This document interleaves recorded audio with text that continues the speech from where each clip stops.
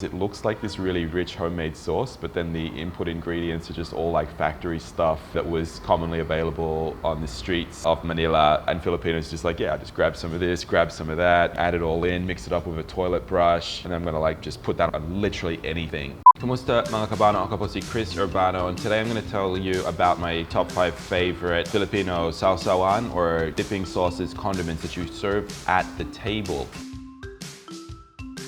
So a lot of what Filipino food is about is getting that perfect combination between sweet and sour and bitter and salty and savoriness. So a lot of dishes in the Philippines aren't completed until you get to the table. So in European cooking, it's normally the chef will prepare it all in the kitchen and you eat what is put in front of you. In the Philippines, that last bit of decision making on how salty or how sweet or how sour you want something is left to the individual diner to choose through the addition of the different dipping sauces, or sawsawan as we would call them here in the Philippines. And some foods in the Philippines are in fact not complete without their accompanying sauce. Could you imagine having fried chicken without gravy or tomato ketchup? Could you imagine having kare-kare without bagoong? You need to add them to complete the flavor, and they're actually a little bit incomplete without the sawsawan. So sawsawan plays a far greater role in Filipino cooking and eating than it does in a lot of other cultures, where it might just be the salad dressing, for example, or a little bit of sauce on the side. Here it's a big feature of the meal, and you often will have 2 or 3 sawsawan with 2 or 3 ulam at a banquet table for a Sunday lunch, for example.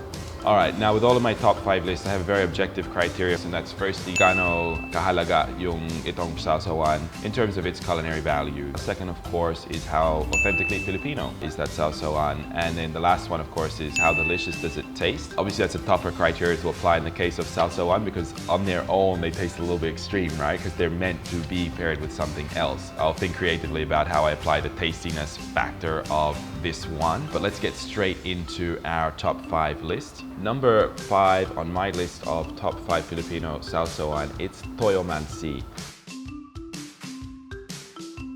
Now let's break this one up, because that is a compound word that Filipinos have created. I don't think there's too many Filipino compound words like this, but toyo means soy sauce and mansi comes from calamansi. So literally this means soy sauce and calamansi juice. Now it would typically be supplemented by a little bit of maybe fresh sili labuyo that you might chop up finely to give it a little bit of a kick. You want to put that in about 20 minutes before so that the chili can kind of infuse into the liquid. And this is a really popular sauce because it's so easy to make. It uses the iconic Philippine salt and sour flavoring agents in soy sauce and calamansi, and it has a very versatile application because basically any grilled food you can enjoy this with. So typically you would have this with chicken inasal and then any grilled seafood. So if you think like tuna panga, you would definitely want to have it with something like that, and even just fried bangus or tilapia, this is going to work pretty well with. And it also sort of goes very well over rice. The rice just sort of soaks it up and gets a nice brown soy color. That calamansi is important because it gives some acidity which helps cut through. So it's similarly very effective with grilled foods, especially that have been done over coal, that have that coal-fired smokiness to them, and you're looking for a little bit of freshness to balance that. That's why this one's really popular, and that's why it's on my top 5 list.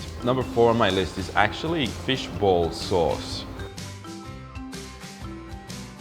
I'm sure a few people are probably wondering why on earth that would make my top 5 list, given I think what you guys know about my views on processed foods and so on. But if we were just talking about fishball, I guarantee you this wouldn't be on my list, right? Because that's literally a combination of 1 or 2% fish and 98% carton, boiled down cardboard boxes or something made into a kind of a ball. So I'm not that into fishball itself, but the sauce is actually quite clever in that it's this really interesting urban adaptation of a bunch of objects found in the urban environment. So you kind of get your highly processed banana ketchup, you get some onion and garlic will normally go in, then you get a can of lemonade. You're like, yeah, let's just make a sauce out of this. You put in a bit of cornstarch to help thicken it, some salt and pepper. But I'm like, this is just so interesting because it looks like this really rich homemade sauce, but then the input ingredients are just all like factory stuff that was commonly available on the streets of Manila in the post-World War II period. And Filipinos just like, yeah, just grab some of this, grab some of that, add it all in, mix it up with a toilet brush. It seems like the toilet brush is the preferred implement of Kuyas on the street in Cubao for everything. Or a paintbrush in it, like a paint jar, and I'm gonna like just put that on literally anything. And that really interesting way of preparing fishball sauce, coupled with its versatility that pretty much any type of street food. So, okay, it's called fishball sauce, but you can have it with squid ball. You can dip kikiam in it. You can have it with calamares. You can have it with kwek, which is the deep fried quail egg here in the Philippines. So you can add it to a lot of stuff, and it just imparts a slight sweet, salty, citrusy,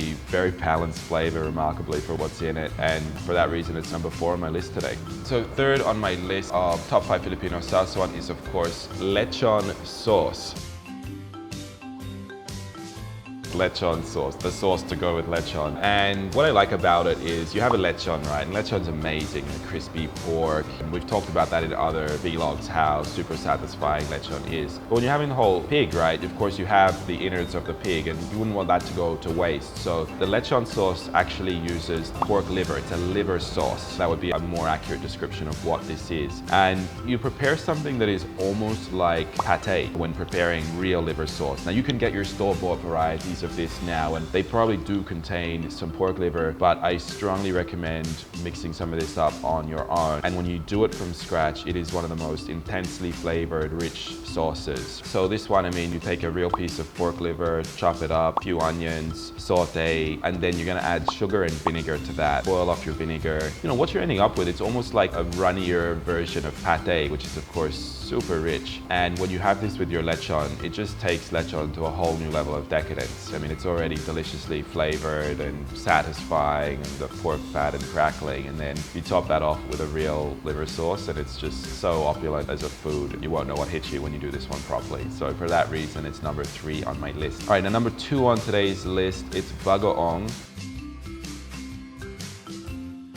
Bagoong is ubiquitous in Filipino cooking. You'll find it in so many dishes as a base ingredient or a flavoring ingredient. So Bagoong is basically fermented fish or shrimp product. So there's 2 main forms of Bagoong, right? You've got your Bagoong isda, meaning fish, and your Bagoong alamang, which is the baby shrimp. And you get your clay jar, and you're gonna fill your clay jar with the baby fish or the baby shrimp, and then you're gonna mix those with salt and then let it ferment. And the fermentation process, you know, the jar will then extract water, the salt will leach out water, etc. from the seafood there. And what's left at the bottom after that fermentation process, that's the Bagoong. And what's at the top, the water and briny fish extract water, that's basically patis or fish sauce. So the Bagoong at the bottom is this intensely concentrated seafood, salty flavor, and you can use that in so many different ways in your cooking. Now, for me, I mean, do I love eating Bagoong straight as a food? Not really. I mean, it's very powerful taste, but as an accompaniment to so many things, I think it warrants a very high place on the list. And so for that reason, Bagoong is number 2 on today's list. Okay, and number 1 on my list today, it's Atchara.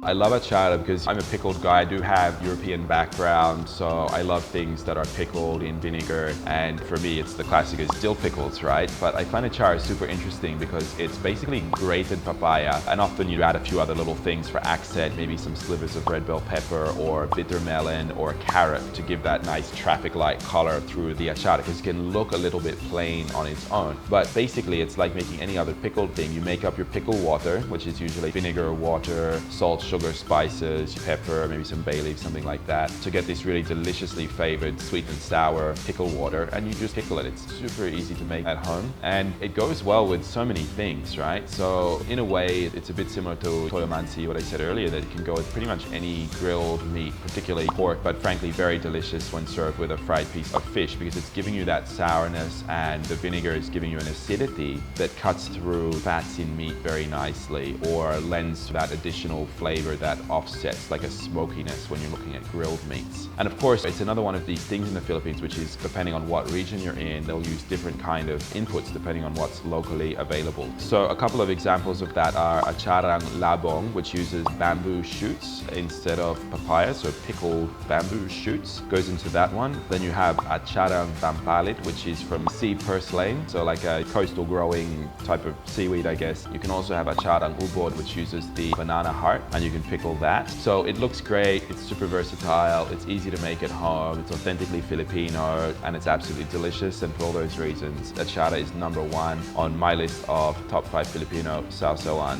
And if you like Atchara, leave a comment below, share this video, and share with our kababayans around the world, and also people who are new to Filipino cooking, how great Filipino food can be. I'm making this vlog series to help explain the Filipino culinary arts to the world, and you guys can help me on that mission by sharing this video, telling your friends, posting it at Facebook or your other social media channels. And don't remember, I have a book coming out soon where we're going to be talking a lot more about Filipino food. You can read the complete history and how all the culinary influences came together. I'm going to put my email address here. Drop me a line. I know email is like so 1990s, right? But I have subscribers around the world, and it's really hard to know how to reach people because everybody uses different social media channels. So when our book comes out, we're just going to let people know where they can buy it in the country that they're in. And I'd love for you guys to pick up a copy of that and join me in helping take Filipino food global. So I'll see you all next time. Thanks for watching today. I'm Urbano. Bye.